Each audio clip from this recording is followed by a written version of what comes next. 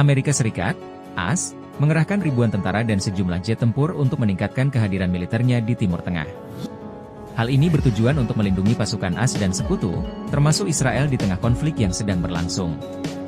Mengutip laporan The Times of Israel, total pasukan AS di Timur Tengah menjadi 43.000 personel. Jumlah ini melonjak sejak Menteri Pertahanan Lloyd Austin memerintahkan kapal perang dan kapal induknya siaga di kawasan tersebut, menyusul ketegangan Israel-Hizbullah.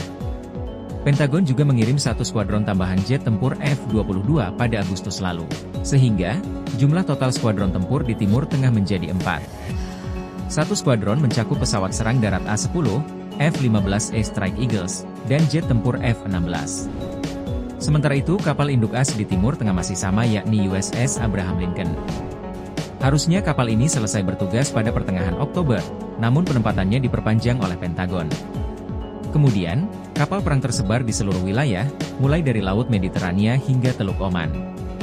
Juru bicara Pentagon Jenderal Pat Ryder mengatakan, setiap tindakan yang mengancam keamanan akan ditanggapi oleh pasukan AS.